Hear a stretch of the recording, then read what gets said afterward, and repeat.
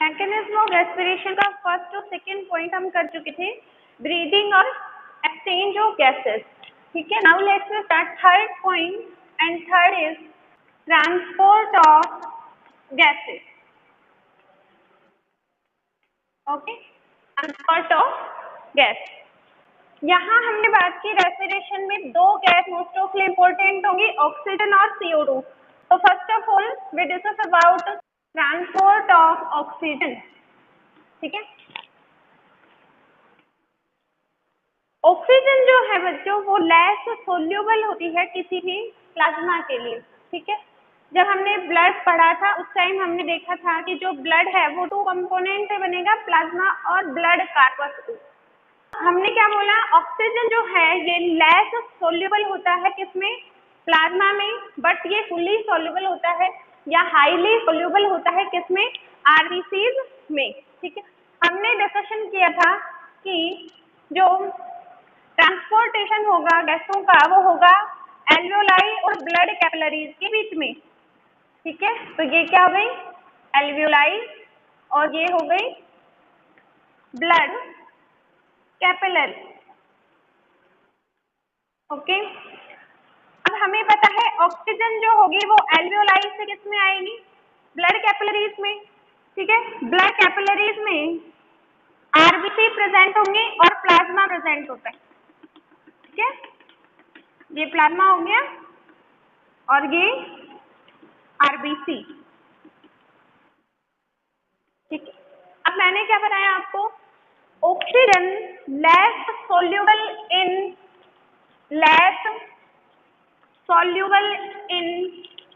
Plasma. Plasma में क्या होगी, लेस सोल्यूबल होगी।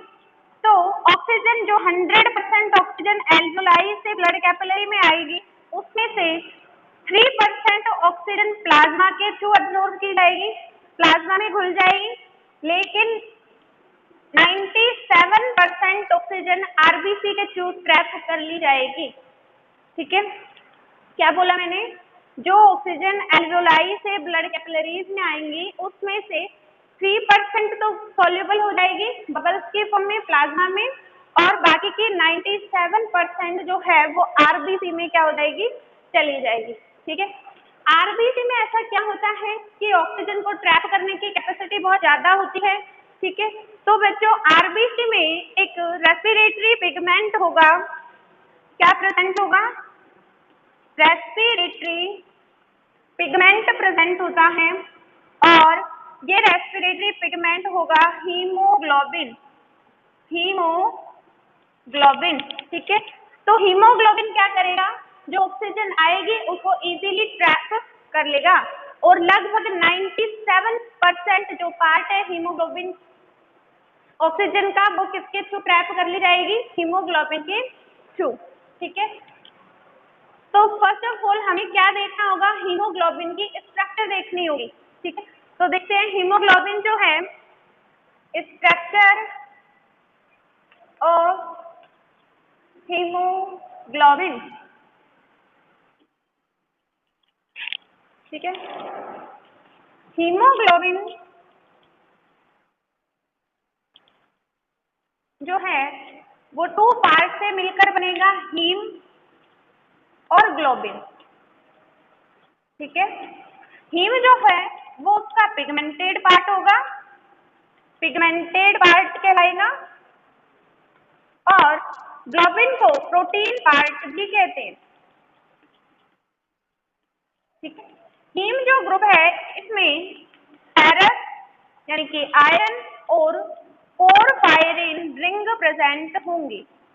ठीक है, हीम में Fe और पोरफायरिन रिंग प्रेजेंट होंगी, जबकि ग्लोबिन में 2 अल्फा और 2 बीटा चेन क्या होंगी, प्रेजेंट होंगे। ये पॉलीपेप्टाइड चेन्स ही कहलाती हैं ग्लोबिन चेन्स। ठीक है, Fe जो है वो फेरस आयन होगा, और पोरफायरिन जो है ये कंबाइन होती है किसके साथ में, कंबाइन विद Fe। क्लियर है, क्या बताया अभी तक, हीमोग्लोबिन 2 फैक्टर से मिलकर बनेगा, हीम और ग्लोबिन। हीम जिसे पिगमेंटेड पार्ट भी कहते हैं और ग्लोबिन को क्या कहेंगे हम, प्रोटीन पार्ट कहते हैं। ठीक है, पिगमेंटेड जो पार्ट है हीमोग्लोबिन का उसमें एसिड और पोरफायरिन प्रेजेंट होंगे। पोरफायरिन एसिड के साथ में बाइंड होते हैं, जबकि जो प्रोटीन पार्ट है उसमें 2 अल्फा और 2 बीटा चेन प्रेजेंट होंगी। ये जो अल्फा और बीटा चेन है इनमें अमीनो एसिड प्रेजेंट होते हैं। ठीक है, क्या प्रेजेंट होते हैं? अमीनो एसिड प्रेजेंट होंगे। तो ध्यान से सुनेंगे, एक अल्फा चेन में 141 अमीनो एसिड होते हैं। ठीक है, एक 1 अल्फा चेन इक्वल हो जाएगा 141 अमीनो एसिड। यहाँ कितनी चेन है? 2 अल्फा चेन है, तो 2 अल्फा चेन हो जाएंगे 141 इंटू 2 यानी कि 282 अमीनो एसिड। समझे? यानी 2 अल्फा चेन में 282 अमीनो एसिड क्या होते हैं? प्रेजेंट होते हैं। बात समझ आई? नेक्स्ट देखते हैं कि ये जो बीटा चेन है इसमें 1 बीटा चेन में 146 अमीनो एसिड होते हैं। तो 2 बीटा चेन में कितने हो जाएंगे? 146 इंटू 2 यानी कि 292 अमीनो एसिड। ठीक है, अगर हम टोटल बात करें कि ग्लोबिन चेन में कितने अमीनो एसिड प्रेजेंट होंगे टोटल, तो दोनों को प्लस कर देंगे और ये कुछ आ जाएगा 574 अमीनो एसिड। इसका मतलब हीमोग्लोबिन की ग्लोबिन चेन में 574 अमीनो एसिड क्या होते हैं? टोटल प्रेजेंट होते हैं। हीमोग्लोबिन क्या होगा? 2 फैक्टर से मिलकर बनेगा, हीम और globin, haem and globin. Haem जो है वो उसका पिगमेंटेड पार्ट होगा और ग्लोबिन कैसा होगा? उसका प्रोटीन पार्ट होगा। हीम जो है उसमें पैरस और पोरफायरिन प्रेजेंट होंगे, जबकि ग्लोबिन में प्रोटीन पार्ट है जिसमें अल्फा और बीटा चेन प्रेजेंट होंगी, 2 alpha and 2 beta chain present होगी। ठीक है, वापस से देखेंगे 1 अल्फा चेन में कितने अमीनो एसिड होंगे? 1 अल्फा चेन में 141 अमीनो एसिड प्रेजेंट होते हैं। ठीक है, 1 अल्फा चेन 141 अमीनो एसिड। ऐसे ही 1 बीटा चेन में 146 अमीनो एसिड होते हैं। तो अगर मुझे 2 अल्फा चेन का निकालना है तो हम क्या करेंगे? मल्टीप्लाई कर देंगे। तो हमारे पास 2 अल्फा चेन में 282 अमीनो एसिड आ जाएंगे और यहाँ क्या आ जाएगा? 2 बीटा चेन में 292 अमीनो एसिड आ जाएंगे। अगर मैं all over complete globin chain में अमीनो एसिड की बात करूँ तो ये होते हैं 574 अमीनो एसिड। ठीक है, ये तो बात हुई जो कंपोजिशन है हीमोग्लोबिन का। ओके, हीमोग्लोबिन का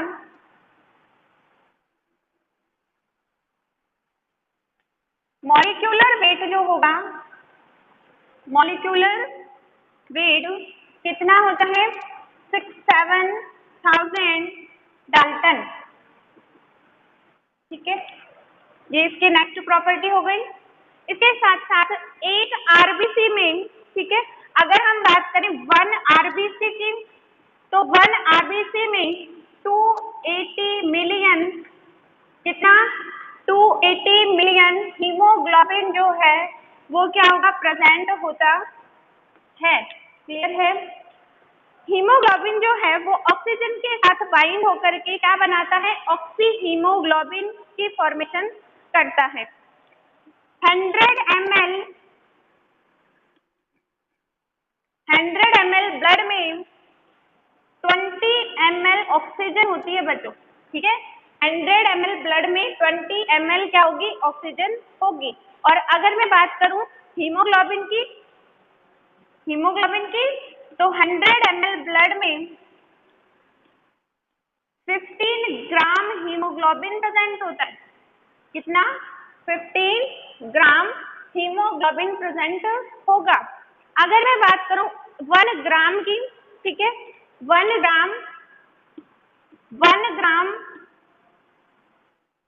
हीमोग्लोबिन में 1 ग्राम हीमोग्लोबिन में 1.34, ठीक है, 1.34 मिलीलीटर ऑक्सीजन प्रेजेंट होती है बच्चों। कितनी? 1.34 मिलीलीटर ऑक्सीजन प्रेजेंट होती है। ये मैं आपको बता चुकी हूँ कि हीमोग्लोबिन क्या है। क्या है हीमोग्लोबिन? हीमोग्लोबिन एक रेस्पिरेटरी पिगमेंट होता है बच्चों। क्या होगा? रेस्पिरेटरी पिगमेंट होता है।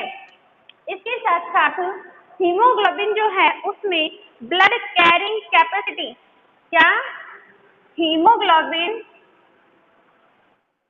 में ब्लड कैरिंग कैपेसिटी कैसी होती है, हाई होती है। ये इसकी कुछ प्रॉपर्टीज हो गई, ब्लड कैरिंग कैपेसिटी हाई होती है, ठीक है। ये तो बात हुई हीमोग्लोबिन की प्रॉपर्टी और स्ट्रक्चर से रिलेटेड। देखो और भी रेस्पिरेटरी पिगमेंट प्रेजेंट होते हैं लाइक एज हीमोसाइनिन, हीमोइरिथ्रिन, हीमोग्लोबिन, ठीक है, बट ये डिपेंड करता है अलग अलग एनिमल्स पर। अगर मैं बात करूं हीमोसाइनिन की, तो हीमोसाइनिन जो है वो डिफरेंट टाइप के मोलस्क और आर्थ्रोपोड्स में as an respiratory pigment work करता है, ठीक है। नेक्स्ट जो होगा वो होगा हीमोइरिथ्रिन। हीमोइरिथ्रिन सम एनालिड्स जो होंगे, ठीक है, सम एनालिड्स में as an respiratory pigment work करेगा। इसके साथ साथ हीमोक्लोरिन जो है या क्लोरोक्लोरिन सम एनालिड में फंक्शनल होता है एज एन रेस्पिरेटरी पिगमेंट।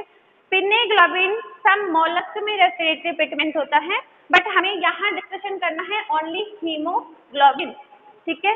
अब देखते हैं हीमोग्लोबिन की स्ट्रक्चर किस तरह से होगी, ठीक है। हीमोग्लोबिन में हमने क्या बात की, हीम प्रेजेंट होगा जिसमें फेरस और पोरफायरिन होगा, इसके साथ साथ अल्फा और बीटा चेन प्रेजेंट होंगी, ठीक है। तो बनाते हैं डायग्राम, देखेंगे फेरस हो गया, ये पोरफायरिन हो गई,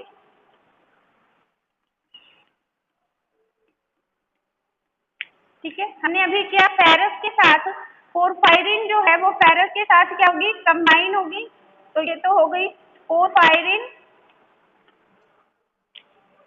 रिंग, समझ में आई बात। या हीम, हीम भी इसको बोल सकते हैं, कैसे, देखो ये तो फेरस हो गया और ये आउटर साइड में पोरफायरिन, तो ये कंबाइन रूप से क्या हो गया, हीम हो गया। तो 1, 2, 3 और 4 यानी कि हीमोग्लोबिन में 4 हीम ग्रुप प्रेजेंट होंगे, 4 हीम ग्रुप प्रेजेंट होंगे। तो हम इसको डायरेक्टली पोरफायरिन की जगह हीमोग्लोबिन कर ले रहे हैं। ये क्या है, हीम ग्रुप है जिसमें पोरफायरिन और फेरस क्या है, प्रेजेंट है। अब क्या होगा, इसमें 2 अल्फा और 2 बीटा चेन भी होंगी, तो बना देते हैं, ये 2 अल्फा चेन हो गई और यहाँ 2 बीटा चेन हो गई, ये 2 अल्फा, ये 2 बीटा चेन, ठीक है। ये स्ट्रक्चर कहलाती है बच्चों हीमोग्लोबिन, हीमोग्लोबिन, ठीक है। अगर हीमोग्लोबिन से ऑक्सीजन आकर के बाइंड हो जाता है, ठीक है, हमने अभी देखा हीमोग्लोबिन में ऑक्सीजन बाइंडिंग कैपेसिटी ज्यादा होगी, ठीक है, ज्यादा होगी तो ये क्या करेगा, फ्री ऑक्सीजन होगी अपनी चारों साइड पे ले लेगा, ठीक है। तो भी कुछ इस तरह से मिलेगा,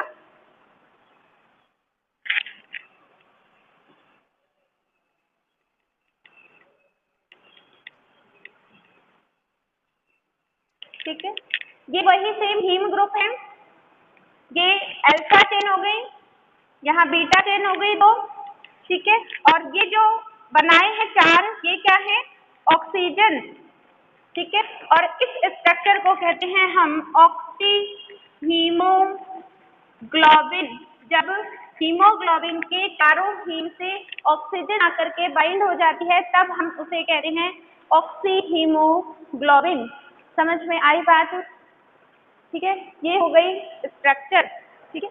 इसको हम ऐसे भी समझ सकते हैं बच्चों, ये haemoglobin Hb4 plus 4 oxygen molecule combine होकर के क्या बनाएंगे, Hb4O2 का 4, और ये कहलाता है Hb4O8। ये स्ट्रक्चर होती है हीमोग्लोबिन की, ऑक्सी हीमोग्लोबिन स्टेट। जब हीमोग्लोबिन के 4 मॉलिक्यूल से ऑक्सीजन के 4 मॉलिक्यूल आकर के बाइंड हो जाते हैं, ठीक है। चलिए, हमने क्या कहा, ब्लड कैपिलरीज और पढ़ा ना हमने अभी लास्ट क्लास में, हमने डिस्कशन किया था कि एल्वियोलाई प्रेजेंट होंगी, ठीक है, यहाँ ब्लड कैपिलरी प्रेजेंट होगी इस तरह से। तो ध्यान रखना है, जब हीमोग्लोबिन ट्रांसपोर्टेशन की बात होती है तब क्या होगा, ऑक्सीजन जो एल्वियोलाई से ब्लड में एंटर करेगी उसमें से